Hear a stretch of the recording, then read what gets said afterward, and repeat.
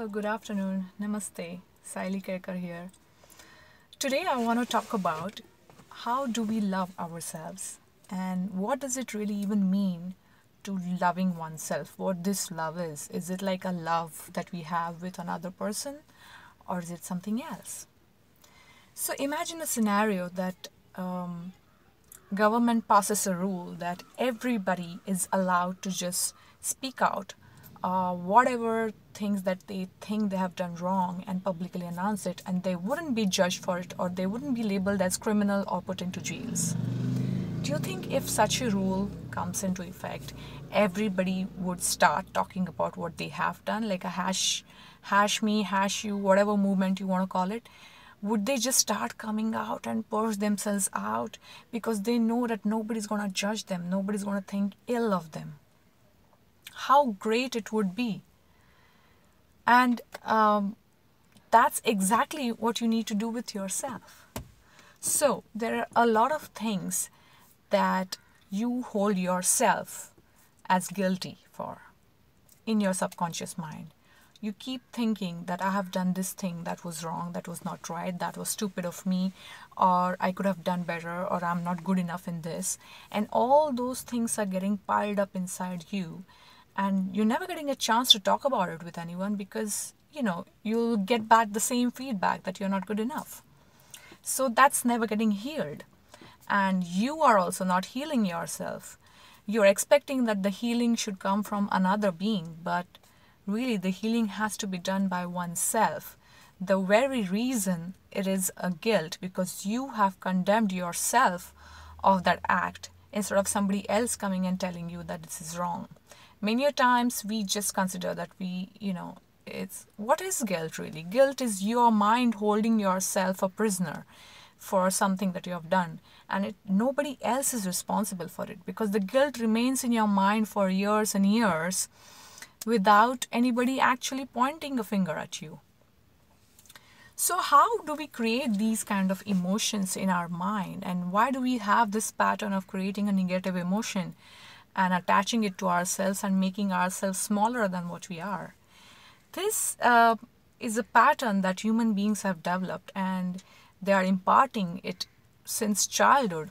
Like parents basically treat their children and tell their children that if you do such a thing, you wouldn't be loved. You're not a good boy or a good girl.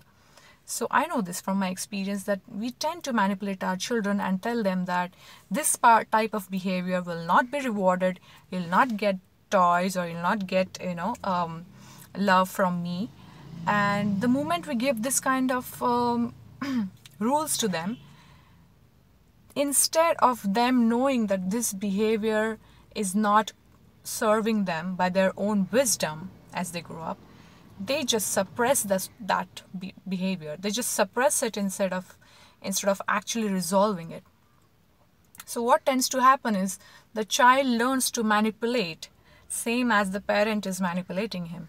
So the child knows that the parent doesn't like me doing this particular thing, then the parent won't love me. They immediately change their behavior, but that instinct of behaving in that original pattern is not gone away. It gets suppressed. And as they grow up and they go about in the world in their life, this pattern comes up somewhere in their life situation because eventually it becomes part of their subconscious. There are many such patterns that we have suppressed because we have been told that it is not a moral behavior. This is not the way to behave. Why? Just because you wouldn't get a nice reward from the society if you behaved in such a way. So we suppress it instead of actually getting to the root of that behavior and finding out, why is this actually not serving me? How is this can be changed? And what we do is we say that we are not that behavior. I'm not that person.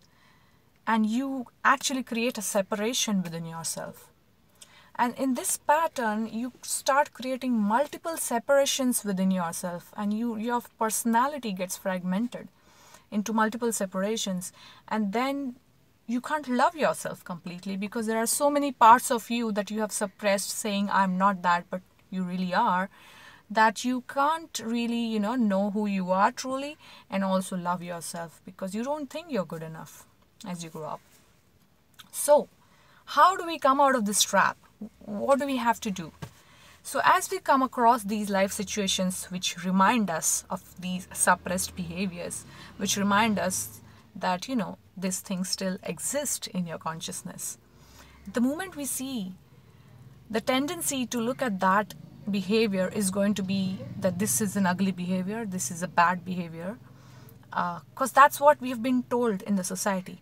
Now remember that what is right and what is wrong, or what is good and what is bad, it's all changing continuously.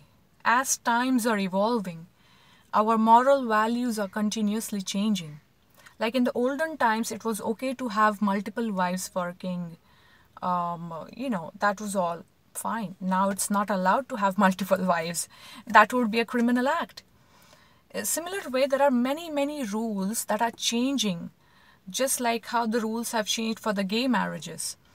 Things are continuously evolving for what we consider as right or wrong. So, if you have a certain behavior that's part of your consciousness and you see it as a wrong behavior as per the current society standards, please give yourself some leeway here, because the pattern that you hold inside your subconsciousness could be created in your childhood when you were not conscious of it, or it could also be created from previous lifetimes when it was probably okay to do that thing. It could be anything. You don't know how it got created. The only thing you know is this is something that's troubling you. It's making you feel guilty and you need to just, resolve that. So the way to do is just look at that behavior and say, all right, this is something that I do or that I like to do or that I have been doing. And how does that make me feel? And why do I want to do this? What is the reason? Why do I feel like doing this particular or feel like thinking in this particular way? And when you get to the root of it, you will probably find some kind of a conclusion where it says that you consider yourself less than who you are.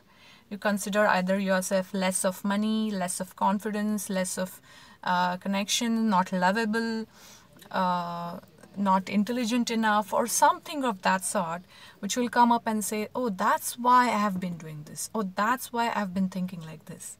Once you know that, you created this kind of thought pattern because the inherent belief that you had was not of the ultimate truth. The inherent belief was making you feel less than of yourself. And nobody ever taught you that this is a wrong belief in your childhood. It isn't your mistake. It is not a mistake of your parents either, because they are not aware of it either. So what do? Can you hold anyone responsible for this? No. You just allow yourself to feel these emotions and love yourself. Love as in you just observe that this is a part of you. You do not abandon this part.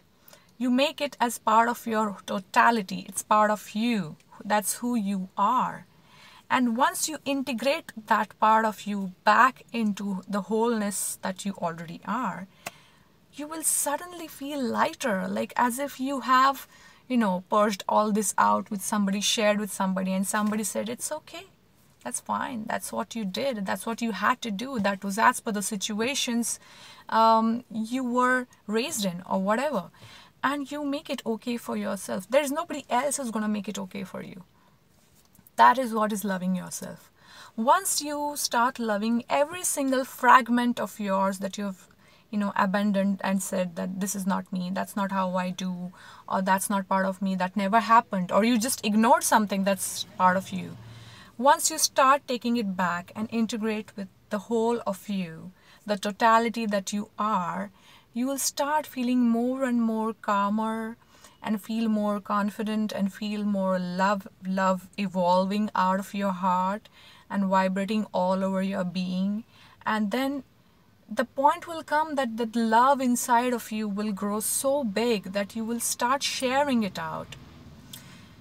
The true love that we have it's basically just, it's not about somebody else. The love is never about somebody else. It's just a state of being. It's a state of being of pure, unconditional joy and happiness and acceptance and presence and love. It's all one. we do not have actually a word to describe that feeling. But once we feel that, we know that that's it, that's who we are, and that's how we are supposed to feel. Once you know that, you'll just start expressing it more and more, and it will start flowing. Once you open up that channel, you'll just start flowing. So that's how I do it for myself. That's how I love myself. Once I come across any of those kind of emotions, when I know that I have abandoned myself and have said that, no, Sally, how could you do this? I mean, that's not really who you are. And then I know, yeah, because I didn't know at that time. It's just that nobody ever taught me, and that's okay. It's an evolution, pattern of evolution. Now that I know that this is truly not resonating with me, or this is really not required, this is something that I had to do at that point of time because of my consciousness at that point of time, it's all right. I accept myself for what I did because it was required to be done. Unless I would have gone through that experience, I would have probably not known what it is not to be in that way. So the experience that you have gone through, you created, was for a reason, for you to evolve. And once you evolve, you have to, just accept yourself for it. All the people who are involved in it, also you have to spread that love out. And then you will come to a place where you will feel really, really good vibrations coming out. So that's what I wanted to share about how do we love ourselves. Hope that resonates with somebody and helps you in certain way. Thank you very much for listening to me. Much love. Bye bye.